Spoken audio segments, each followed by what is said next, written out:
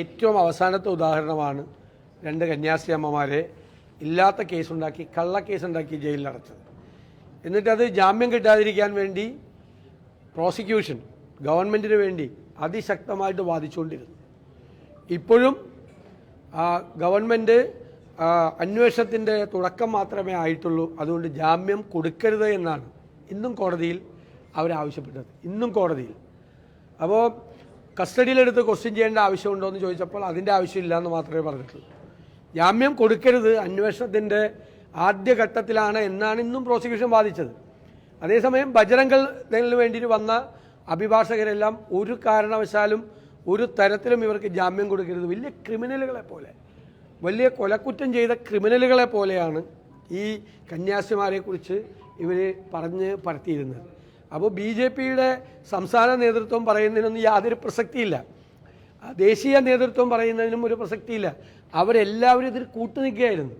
സംഘപരിവാറിന് ബജറംഗദളിനെ നിയന്ത്രിക്കാൻ പറ്റുന്നില്ല, അവരുടെ ഗവൺമെൻറ്റിനെ, ഛത്തീസ്ഗഡിലെ ഗവൺമെൻറ്റിനെ നിയന്ത്രിക്കാൻ പറ്റുന്നില്ല. അപ്പോൾ ഇവരെല്ലാം അറിഞ്ഞുകൊണ്ട് തന്നെയാണ് ഇത് നടന്നത്. കഴിഞ്ഞ 365 ദിവസത്തിനുള്ളിൽ നടന്ന 834ാമത്തെ സംഭവമാണ് ക്രൈസ്തവർക്ക് നേരെ നടന്ന ആക്രമണം. ഒരു ദിവസം ശരാശരി 2 കേസുകളാണ് ക്രൈസ്തവർക്ക് നേരെ ആക്രമണം ഉണ്ടായിക്കൊണ്ടിരിക്കുന്നത്. അതിലേറ്റവും അവസാനത്തെ സംഭവമാണിത്. ഇവരുടെ മുഖം മൂടി വലിച്ചു മാറ്റാൻ കഴിഞ്ഞു എന്നത് മാത്രമാണ് ഇതിൻ്റെ ഈ ഒരു സംഭവത്തിൻ്റെ പ്രത്യേകത. ഇനി ഇത്തരം സംഭവങ്ങൾ നമ്മുടെ രാജ്യത്ത് ഒരിടത്തും ആവർത്തിക്കപ്പെടാതിരിക്കാൻ വേണ്ടിയിട്ടുള്ള നടപടികളാണ് സ്വീകരിക്കുന്നത്. മതത്തിൻ്റെ പേരിൽ ഒരു സമൂഹത്തെയും ആക്രമിക്കരുത്. തെറ്റായ കാര്യമാണ്. മതപരിവർത്തനം നടത്തിയെന്നും മനുഷ്യക്കള്ളക്കടത്ത് നടത്തിയെന്നുള്ള തെറ്റായ ആരോപണം ഉന്നയിച്ചുകൊണ്ടാണ് ജാമ്യമില്ലാത്ത കേസിൽപ്പെടുത്തിയവരെ ചെയ്തത്. അപ്പോൾ അത് വീണ്ടും ആവർത്തിച്ചാൽ, ഇപ്പോൾ ഒരു സ്ഥലത്തും അവരുടെ വസ്ത്രങ്ങൾ ഉപയോഗിച്ചുകൊണ്ട്, ഇപ്പോൾ കന്യാസ്ത്രീമാർക്കും വൈദികർക്കും അവരുടെ വസ്ത്രങ്ങൾ ധരിച്ചുകൊണ്ട് യാത്ര ചെയ്യാൻ പറ്റില്ല, ഒരു ട്രെയിനിൽ യാത്ര ചെയ്യാൻ പറ്റില്ല, പുറത്തെ ബസ്സിൽ യാത്ര ചെയ്യാൻ പറ്റില്ല. ഒരു സ്ഥലത്തും ഈ പറയുന്ന BJP ഭരിക്കുന്ന സംസ്ഥാനങ്ങളിൽ യാത്ര ചെയ്യാൻ കഴിയാത്ത തരത്തിലേക്കുള്ള ഒരു സ്ഥിതിയാണ് ഉണ്ടായിരിക്കുന്നത്. രാജ്യവ്യാപകമായി ഇഷ്ടംപോലെ വിദ്യാഭ്യാസ സ്ഥാപനങ്ങൾ നടത്തുന്നുണ്ട്, ആതുരാലയങ്ങൾ നടത്തുന്നുണ്ട്, ഒരുപാട് ആദിവാസി മേഖലകളിൽ മിഷണറി പ്രവർത്തനങ്ങൾ നടത്തുന്നുണ്ട്, ചാരിറ്റി പ്രവർത്തനങ്ങൾ നടത്തുന്നുണ്ട്. സ്റ്റാൻ സ്വാമിയെ, വന്ധ്യവയോധികനായ ഒരാളെ ജയിലിൽ പാർക്കിൻസൺ ഡിസീസ് കൊണ്ട് 2 കൈയും കൂട്ടിപ്പിടിച്ചൊരു ഗ്ലാസ് വെള്ളം കുടിക്കാൻ വയ്യാത്തൊരു വന്ധ്യവയോധികനെ ക്രിമിനലാണ് എന്ന് പറഞ്ഞ് ചങ്ങലക്കിട്ട് ജയിലിലിട്ട് കൊന്ന ഭരണകൂടമാണ്. ചങ്ങലക്കിട്ട് ഭരണകൂടം. ഒരു സ്ട്രോ പോലും ചോദിച്ചിട്ട് കൊടുത്തില്ല. വെള്ളം കുടിക്കാൻ, വെള്ളം കൈ ചേർത്ത് പിടിച്ച് പാർക്കിൻസൺ ഡിസീസ് ആയതുകൊണ്ട് വെള്ളം കുടിക്കാൻ പറ്റാത്ത ഒരു വന്ധ്യവയോധികനെ ജയിലിൽ ചങ്ങലക്കിട്ട് കൊന്ന ഭരണകൂടമാണ്. അവരാണിത് ചെയ്തുകൊണ്ടിരിക്കുന്നത് എന്നുള്ള യാഥാർത്ഥ്യം എല്ലാവരും തിരിച്ചറിയണം. ഇത് രാജ്യത്തെ ഭരണഘടന ഉറപ്പു നൽകുന്ന ആ സംരക്ഷണത്തിൻ്റെ ലംഘനമാണ് ഇവിടെ നടന്നത്. ലംഘനമാണ്. ഇത് ആവർത്തിക്കപ്പെടാൻ പാടില്ല ഇന്ത്യയിൽ ഒരു സ്ഥലത്തും. അതിനെതിരായിട്ടുള്ള ശക്തമായ പോരാട്ടം നടത്തും. ഇപ്പോൾ ജാമ്യമവർക്ക് കിട്ടുന്നതിന് വേണ്ടിയിട്ടുള്ള നിയമപരമായ പ്രവർത്തനങ്ങൾക്ക് നേതൃത്വം കൊടുത്തത് ശ്രീ റോജി എം ജോൺ MLAയും ശ്രീ സജീവ് ജോസഫ് MLA. ഞാൻ അവരെ പ്രത്യേകമായി അഭിനന്ദിക്കും. അവരവിടെ ക്യാമ്പ് ചെയ്ത്, പ്രത്യേകിച്ച് റോജി അവിടെ ക്യാമ്പ് ചെയ്തവർക്ക് ജാമ്യം കിട്ടണവരെ അതിന് വേണ്ടിയിട്ടുള്ള ലീഗലായിട്ടുള്ള കാര്യങ്ങൾ ചെയ്തു. ഇനി FIR ക്വാഷ് ചെയ്ത് ഈ നിയമപരമായി കോടതിയിൽ പോയി FIR ക്വാഷ് ചെയ്യുന്നത് വരെയുള്ള നിയമ പോരാട്ടത്തിന് പൂർണ്ണമായ പിന്തുണ ഞങ്ങൾ നൽകും. അതാണ് FIR ക്വാഷ് ചെയ്യണം. കോൺഗ്രസിന്റെ കാലത്താണ് ഇത്തരത്തിൽ നിയമം കൊണ്ടുവന്നത്. രണ്ടാമത്തെ കാര്യം, രാജീവ് ചന്ദ്രശേഖർ പറയുന്നത് കോൺഗ്രസ് ഒരു കപട രാഷ്ട്രീയമാണ് ഇപ്പോൾ കളിക്കുന്നത്.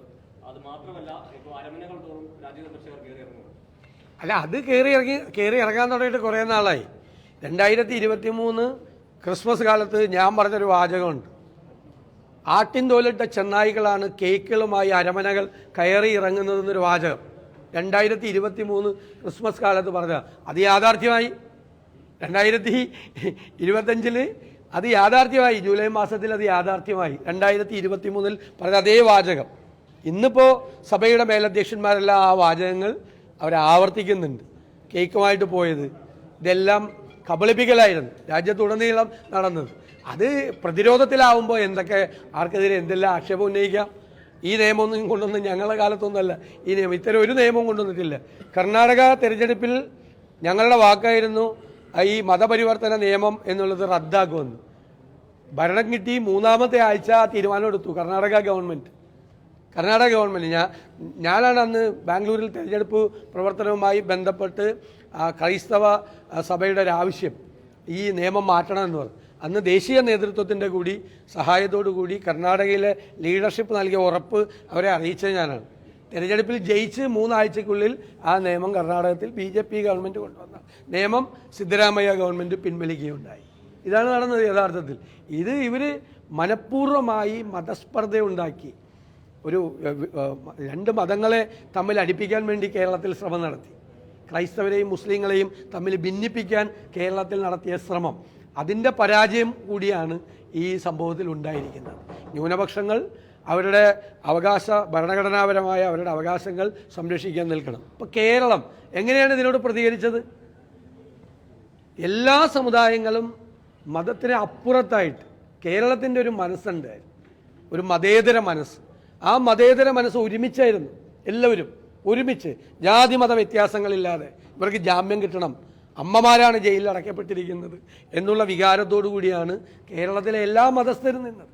അതിനിടയിലേക്കാണ് ഈ ഭിന്നിപ്പിൻ്റെ രാഷ്ട്രീയം, ഈ വിദ്വേഷത്തിൻ്റെ രാഷ്ട്രീയം കൊണ്ടുവരാൻ BJPക്ക് ശ്രമിക്കുന്നത്. സകല ശക്തി ഉപയോഗിച്ചുകൊണ്ട് കേരളത്തിലെ കോൺഗ്രസും കേരളത്തിലെ BJPയും കേരളത്തിലെ UDFും ഈ BJPയുടെ പ്രവർത്തനങ്ങൾക്കെതിരായിട്ട് കേരളത്തിലെ ഉൾപ്പെടെയുള്ള BJPയുടെ ദേശീയതലത്തിലുള്ള BJPയുടെയും സംഘപരിവാറിൻ്റെയും പ്രവർത്തനങ്ങൾക്കെതിരായി അതിശക്തിയായി പോരാടും. ഒരു സംശയം വേണ്ട. അല്ല, അത് അവരിപ്പോൾ കേന്ദ്രത്തിൽ ഭരണത്തിരിക്കുന്ന പാർട്ടിയുടെ പ്രതിനിധികളായി ചെല്ലുമ്പോൾ ആരോടും അകത്ത് വരരുത് എന്ന് പറയുന്നവരല്ല അവർ. നിങ്ങൾ ഒരു അപ്പോയിൻമെൻറ്റ് ചോദിച്ച് വിളിക്കുമ്പോൾ നിങ്ങൾ ഇങ്ങോട്ട് വരാൻ പാടില്ല എന്ന് പറയുന്നവരല്ല അവർ. ആര് വിളിച്ചാലും അവർ വന്നോട്ടെ വന്നു പോകുന്നവരാണ്. പക്ഷേ വന്നു പോകുന്നവരുടെ ഉള്ളിൽ എന്തായിരുന്നു എന്ന് സ്വീകരിച്ചവർ തിരിച്ചറിഞ്ഞു. അവർക്ക് കുറേ ആളുകൾക്ക് നേരത്തെ അറിയായിരുന്നു, ഇപ്പോൾ എല്ലാവർക്കും ബോധ്യപ്പെട്ടു. അത് ചിലപ്പോൾ നാളെയും ഇവർ അങ്ങോട്ട് ചെന്നാൽ അവരാരും ഇങ്ങോട്ട് വരരുത് എന്ന് പറയുമെന്ന് ഞാൻ കരുതുന്നില്ല. അത്തരക്കാരല്ല അവരാരും. ആര് ചെന്നാലും അവർ സ്വീകരിച്ച് അവിടെ ഇരുത്തുന്നവരാണ്. പക്ഷേ ഇവരുടെ ഉദ്ദേശ ലക്ഷ്യങ്ങൾ എന്താണ് എന്ന് കേരളവും എല്ലാ സമൂഹവും തിരിച്ചറിഞ്ഞു. മനുഷ്യരെ തമ്മിൽ ഭിന്നിപ്പിച്ച് ശത്രുക്കളാക്കി അതിൽ നിന്ന് രാഷ്ട്രീയ മുതലെടുപ്പ് നടത്തി നേട്ടമുണ്ടാക്കാൻ ശ്രമിക്കുന്നവരാണ്. എന്നിട്ടാണ് ഇപ്പോൾ നാടകം കളിക്കുന്നത്.